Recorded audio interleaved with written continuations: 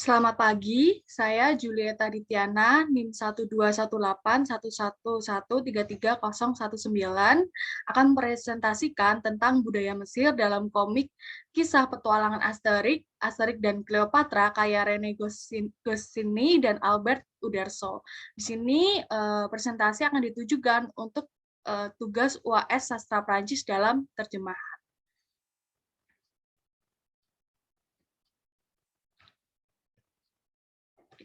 Untuk latar belakang, komik ini bercerita tentang petualangan dua orang bernama Asterix dan Obelix karena kekuatan ajaib yang dimiliki dari Panoramik, sang dukun terpercaya di pemukiman orang Galia.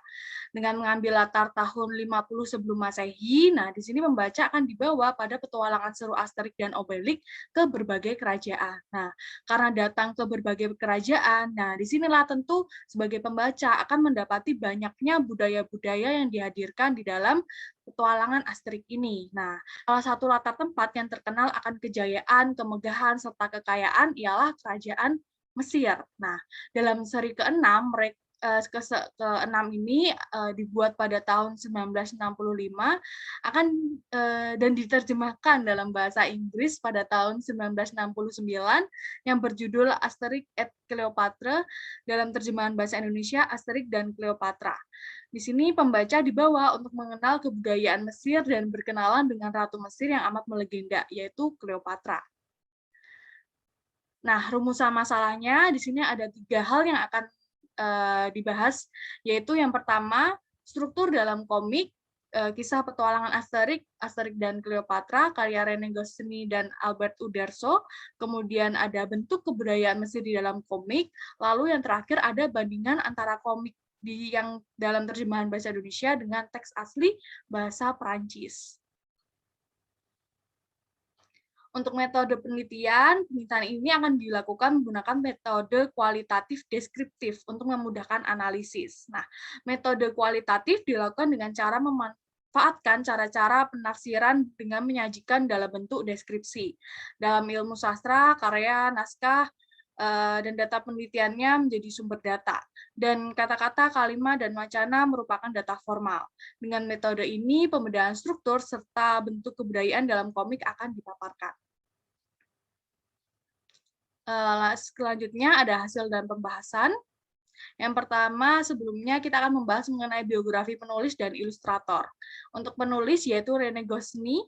Nah, di sini lahir di Paris pada tahun 1926. Nah, saat remaja pada tahun 1945, Rene harus kehilangan ayahnya dan dia harus bekerja keras menggantikan ayahnya menjadi tulang punggung bagi keluarga. Nah, disinilah Rene mendapatkan pengalaman-pengalaman baru. Rene menjadi asisten ilustrator di suatu agensi dan tinggal di New York bersama sang paman. Nah, pada tahun 1949, Rene memiliki lebih banyak wawasan dan bertemu dengan beberapa kartunis seperti Cice dan Morris. Kemudian pada tahun 1951, disinilah Rene bertemu dengan Albert Uderzo, kemudian bekerja sama untuk menciptakan Asterix. Selanjutnya ada ilustrator Albert Uderzo. Beliau lahir di Fismes, Prancis. Kemudian dia duduk di bangku sekolah dasar ini, dia sudah menunjukkan kemampuannya menggambar dengan baik. Kemudian dia mengawali karirnya dengan menjadi reporter ilustrator untuk French Dimanche dan bekerja di agensi baru bernama World Press and International Press. Kemudian Albert juga membuat banyak kartun dan ilustrasi hingga pada tahun 1951 dia bertemu dengan Albert dan mulai menciptakan Asterix. Nah, di sini kita akan bahas mengenai struktur terlebih dahulu. Untuk tema, sebagaimana judul di dalam komik ini, yaitu Kisah Petualangan Asterix, maka tema yang diangkat yaitu petualangan. Nah, hal ini ditunjukkan dari perjalanan Asterix bersama Obelix dan Panoramik ke kerajaan Mesir. Nah, kedatangan mereka di Mesir untuk membantu seseorang arsitek yang hebat dari Mesir bernama Numerobis. Mereka dan dia ini Numerobis ini membawa mereka menjelajah daerah Mesir dan mendapatkan peristiwa-peristiwa baru. Kemudian beberapa tokoh dan penokohannya Ada Asterix di sini menjadi tokoh utama dalam petualangan yang dihadirkan, merupakan seorang prajurit yang cerdik dan cekatan, dan tugas-tugas bahaya pun dipercayakan. Nah, dia memiliki kekuatan yang luar biasa dari ramuan khasiat buatan dukun panoramik. Nah, kemudian ada Obelix, seorang sahabat karib Asterix. Ya, dia ini memiliki badan yang besar, kemudian pekerjaannya sehari-hari yaitu mengantar pesanan batu menhir, dan dia adalah seorang penggemar babi panggang. Kemudian ada Panoramik, merupakan dukun terpercaya di desa Galia. Ia kerap memetik daun benalu untuk membuat ramuan-ramuan, gitu ya. Nah, kemudian ada Numorobis, merupakan seorang arsitek terkemuka di Mesir, dan oleh karena keahliannya, disitulah Ratu Cleopatra memerintahkan Numorobis untuk membangun istana baru yang megah. Nah, Numorobis ini juga memiliki hati yang rendah hati karena ia tahu dalam waktu yang singkat dia tidak bisa membangun istana baru dengan cepat.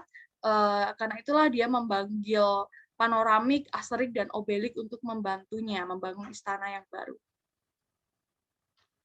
Nah, selanjutnya ada Cleopatra. Di sini digambarkan sebagai sosok yang berparas cantik, berhidung mancung, tetapi memiliki sikap yang keras kepala, berambisi, dan tidak mau kalah. Nah, selain itu juga ada Raja Caesar, merupakan sosok yang sombong dan suka merendahkan orang lain. Selain itu diketahui juga bahwa Raja Caesar juga adalah sosok yang tidak mau kalah dan licik. Nah, di sini ada juga tokoh antagonis yang ini bernama Amon Bengis ya, yang kejam dan suka memeras budaknya hingga mati di tempat. Dan dia juga kerap menipu untuk kepentingan dirinya sendiri. Nah, dalam menjalankan rencana jahatnya, Amon Bengis ini tidak hanya sendirian, ada dibantu dengan seseorang bawahannya bernama tukang tembakis yang juga licik dan seorang penipu. Lalu tokoh terakhir yaitu ada pasukan Romawi, mereka menyerang istana baru dan melawan Asterix dan Obelix atas perintah Raja Caesar. Kemudian latar tempat ada beberapa, yaitu seperti Alexandria, ibu kota kerajaan Mesir, desa Galia, kapal, rumah, Numorobis, istana baru, sungai Nil, wisata Sphinx, dan piramida. Untuk latar waktu, di sini ada seperti siang hari, malam hari, kemudian ada esok, kemudian beberapa jam kemudian, besoknya, dan lain sebagainya. Untuk sudut pandang yang diambil yaitu sudut pandang orang ketiga serba tahu. Untuk alur digunakan alur maju. Nah, kemudian di dalamnya ada beberapa budaya yang bisa ditemukan di dalam komik ini. Yang pertama yaitu sistem kerajaan yang otoriter pada raja dan ratu. Di sini digambarkan dalam komik segala aturan dan perintah dalam kerajaan Mesir terletak mutlak pada perkataan raja dan ratu. Nah, bahkan hal-hal yang melanggar kemanusiaan apabila perintah diucapkan oleh sang raja atau ratu, maka pelayan dan rakyat harus mentaati perintah tersebut. Nah, di sini salah satu contoh bagian saat Numorobis diperintahkan untuk membangun istana baru yang megah gitu ya. Padahal Numorobis ini lebih senang dengan membuat piramida, lebih ahli dalam membuat piramida, tapi ia harus membangun sebuah istana yang mungkin itu menjadi pengalaman baru bagi Numorobis. Tapi karena itu merupakan perintah dari sang Ratu Cleopatra, maka Numorobis mau tidak mau harus menuruti perintah Ratu Cleopatra. Kemudian di sini sesuai gambar yang sebelumnya, yaitu ada pemberlakuan hukuman mati. Diketahui juga bahwa kerajaan Mesir dalam komik ini memperlakukan hukuman mati dengan menjadi makanan bagi para buaya. Nah, tidak peduli bagaimana usaha dan kerja keras serta kebaikan dari para pelayan maupun rakyat, sekali mereka melakukan kesalahan, mereka dengan tegas akan menjalani hukuman mati. Kemudian yang ketiga ada menjunjung tinggi kekayaan dan kemegahan. Di sini kerajaan Mesir yang agung tentu lekat kaitannya dengan kekayaan dan kemegahan itu sendiri. Tidak heran apabila istana baru harus dibangun begitu megah. Bahkan budaya juga gitu ya. Mereka akan menjunjung tinggi kekayaan dan kemegahan diperlihatkan dari gaya hidup raja dan ratu Mesir. Nah, di sini di sebelah kiri ada ditunjukkan bagaimana Raja Caesar yang sambil rebahan ya dengan makan makanan yang berlimpah, kemudian ada dituangkan minuman oleh seorang pelayan. Kemudian juga Ratu Cleopatra di sini ketika hendak keluar dari kerajaan dia harus bawa singgasana diiringi dengan musik-musik dan tarian-tarian. Nah, selanjutnya tulisan berupa gambar ini merupakan hal yang unik ya di dalam komik ini, tidak seperti tulisan berupa huruf Latin, ABCD, abjad, nah melainkan kerajaan Mesir menggunakan gambar untuk berkomunikasi melalui teks. Bahkan bentuk tulisan yang diucapkan dalam bahasa Mesir ditujukan dengan gambar-gambar yang menunjukkan bahwa belum ada abjad dalam kebudayaan Mesir saat itu. Mereka harus menggunakan gambar-gambar dalam mengutarakan teks secara tulis. Nah, di sini ada kutipan yang unik di sini yang menyatakan bahwa bila Anda bisa menggambar, maka Anda dapat menulis. Nah, selanjutnya ada sistem perbudakan dan cambukan. Nah, kerajaan Mesir terkenal dengan sistem perbudakan mereka. Hal ini dapat dilihat dari para pekerja yang tidak dibayar tapi bekerja untuk membangun istana baru. Namun perbudakan dalam komik ini, para budak dianggap sebagai karyawan. Ya. Hanya saja mereka tidak digaji. Namun mereka tetap dapat bebas menyuarakan pendapat mereka, misalnya seperti menuntut pengurangan cambukan. Nah itu ya tanda kutip yang menjadi gaji mereka. Kemudian yaitu ciri khas melukis wajah tampak samping. Nah, budaya menonjol lainnya dari kerajaan Mesir adalah keahlian mereka dalam melukis tampak samping. Hal ini diketahui dari beberapa gambar yang menunjukkan bahwa mereka kerap suka melukis wajah dari tampak samping. Bukan karena menyukainya, melainkan mereka kesulitan melukis tampak depan. Nah, ini merupakan salah satu kutipan ya di dalam komiknya bahwa mereka suka untuk melukis tampak samping. Kemudian yang terakhir, nah seperti Indonesia dengan Borobudur, maka Mesir ada dengan piramidanya, merupakan salah satu keajaiban dunia. Di sini budaya Mesir terakhir yang ditampakkan dalam komik ialah ciri khas Mesir dengan piramidanya, yang merupakan salah satu keajaiban dunia. Hal ini ditunjukkan secara eksplisit melalui gambar dalam komik di sini. Oke. Nah, selanjutnya di sini ada bandingan komik dalam terjemahan bahasa Indonesia dengan teks asli berbahasa Prancis. Nah, di sini untuk yang terjemahan Indonesia mungkin bisa dilihat. Nah, di sini terjemahan Indonesia judul bukunya Kisah Petualangan Asterix di bagian atas, kemudian di sini ada Asterix dan Cleopatra.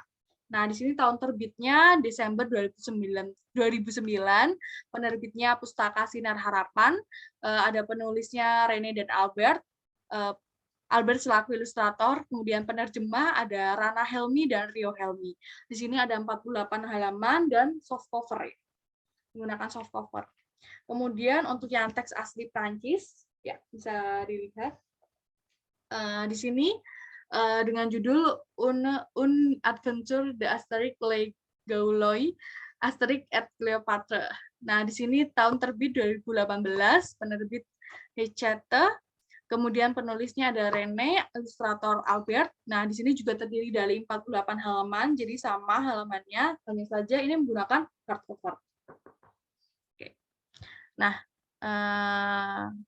kemudian ada sampul komik. Nah, di sini yang tadi yang bagian terjemahan di sini memiliki unsur iklan di dalamnya. Jadi setelah ada judul mengenai Asterix dan Cleopatra, nah di bagian sini, nah seperti yang tertera juga di dalam PowerPoint, nah di sini ada tulisan petualangan terbesar yang pernah terjadi. Di sini ada 14 liter tinta, 20 kuas, dan lain sebagainya. Untuk menghasilkan cerita bergambar ini. Nah, jadi ada unsur iklan bahwa ini merupakan petualangan terbesar, terus ada bahan-bahan yang digunakan, gitu ya. Ini berbeda dengan sampul yang berbahasa Prancis, gitu ya. Di sini tidak ada unsur iklan di dalamnya. Namun yang membedakan di sini ketika gambar yang terjemahan ini hanya dihadirkan Cleopatra, kemudian ada Asterix dan Obelix, dan seolah-olah mereka ada di dalam istana. Nah, sedangkan yang di bahasa Prancis di sini lebih banyak dihadirkan tokohnya. Ada Numerobis, kemudian di belakang di situ ya ada Amon Bengis. Nah, di situ mereka seolah berada seperti di teras istana, kemudian di belakangnya ada yang menunjukkan ciri khas dari Mesir, yaitu ada piramida. ya, piramida, kemudian padang gurun gitu ya, yang kental dengan kerajaan Mesir. Nah, kemudian yang selanjutnya di sini mengenai isi komik. Nah, di sini mengenai kualitas gambar. Nah, untuk yang terjemahan, kualitasnya cenderung standar dengan kertas yang lebih tipis sehingga terdapat perbedaan warna dari teks asli, namun tidak parah dan berbeda jauh ya, masih tetap bisa dinikmati sesuai. Untuk teks asli Prancis kualitas lebih jernih dengan kertas yang lebih tebal. Untuk kesesuaian gambar, yang terjemahan sesuai dengan teks asli, baik dari segi halaman maupun bagian-bagian komiknya. Tidak ada bagian yang salah. Ya. Kemudian yang teks asli Prancis terdiri dari 48 halaman dengan gambar-gambar berupa bagian-bagiannya di dalamnya sebagaimana komik. Kemudian teks secara isi di dalam terjemahan terdapat beberapa bagian dalam teks yang tidak diterjemahkan dalam bahasa Indonesia. Misalnya seperti seruan, seperti ya, Ale Jacta Est, Bravo, Ita Displasuit, serta penyebutan Ave. Nah, selebihnya teks diterjemahkan dalam bahasa Indonesia. Nah, untuk teks asli Prancis, teks menggunakan bahasa Prancis. Untuk kesimpulan, nah, berdasarkan hasil dan pembahasan yang telah dipaparkan, dapat disimpulkan bahwa komik kisah petualangan Asterix, nah di sini Asterix dan Cleopatra, karya René Goscinny dan Albert Uderzo, merupakan komik dengan tema petualangan terdiri dari 9 tokoh yang berperan penting dalam membangun cerita, kemudian latar tempat secara garis besar banyak terdapat di daerah Mesir, latar waktu dengan keterangan dan penjelasan hari, sudut pandang orang ketiga serba tahu, serta alur yang berjalan maju. Nah, di dalam komik kisah petualang Asterix ini juga ditemukan beberapa budaya Mesir, yaitu sistem kerajaan yang otoriter pada raja dan ratu, pemberlakuan hukum mati, menjunjung tinggi kekayaan dan kemegahan, tulisan berupa gambar, sistem perbudakan dan cambuk, kemudian melukis tampak samping, kemudian juga piramida sebagai keajaiban dunia. Selain itu juga ditemukan beberapa perbedaan dan persamaan dalam bandingan antara komik terjemahan dengan komik dengan teks asli Prancis melalui identitas komik, fisik sampul komik, serta isi komik. Nah, demikian yang dapat saya sampaikan. Saya Julieta Dityana undur diri dan terima kasih banyak. Mohon maaf bila ada kesalahan. Merci.